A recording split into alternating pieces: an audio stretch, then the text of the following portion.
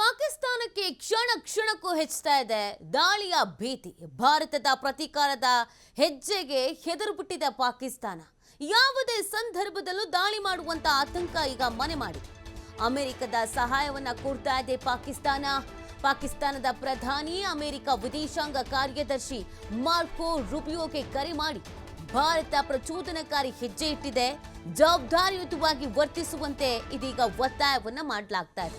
ನಾವು ಯುದ್ಧಕ್ಕೆ ಸನ್ನದ್ಧ, ನಾವು ರೆಡಿ ಇದ್ದೀವಿ, ನಾವು ತಯಾರು ಮಾಡ್ಕೊಂಡಿದ್ದೀವಿ ಅಂತೆಲ್ಲ ಹೇಳ್ತಾ ಇದ್ದವರು ಈಗ ಅಮೆರಿಕದ ಹತ್ರ ಹೋಗಿ ಭಾರತ ಎಚ್ಚರಿಕೆಯ ಹೆಜ್ಜೆಯನ್ನ ಇಡ್ತಾ ಇದೆ, ದಯಮಾಡಿ ನಮಗೆ ಸಹಾಯ ಮಾಡಿ ಅಂತ ಅಂಗಲಾಚುವ ಪರಿಸ್ಥಿತಿಗೆ ಇದೀಗ ಪಾಕಿಸ್ತಾನ ಬಂದಿರುವಂಥದ್ದು. ನೋಡಿ, ಈಗಾಗಲೇ ಪಾಕಿಸ್ತಾನ ಸಾಕಷ್ಟು ರೀತಿಯಾದಂಥ ಬೆಲೆ ತೆತ್ತುವಂಥ ಕೆಲಸವನ್ನ ಮಾಡಲಾಗ್ತಾ ಇದೆ.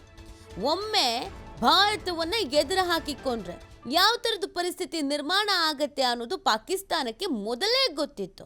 ಆದರೂ ಕೂಡ ಬೇಕು ಅಂತ ಮಾಡಿದಂಥ ಕೆಲಸಕ್ಕೆ ಇದೀಗ ಹೆದರುವಂಥ ಪರಿಸ್ಥಿತಿ ನಿರ್ಮಾಣ ಆಗಿದೆ. ಅಮೆರಿಕಕ್ಕೆ ಸಹಾಯವನ್ನು ಕೋರಿರುವಂಥದ್ದು.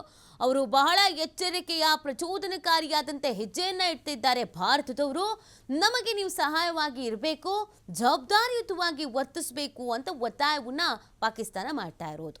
ಈಗಾಗಲೇ ಪಾಕಿಸ್ತಾನದಲ್ಲಿ ಆಂತರಿಕವಾಗಿ ಕೂಡ ಸಾಕಷ್ಟು ಸಮಸ್ಯೆ ಇದೆ. ಒಂದು ಕಡೆಯಲ್ಲಿ ಸೇನೆ, ಒಂದು ಕಡೆಯಲ್ಲಿ ಸರ್ಕಾರ, ಯಾವುದೇ ನಿಲುವುಗಳು ನಿರ್ಧಾರಗಳು ಸ್ಪಷ್ಟವಾಗಿಲ್ಲ.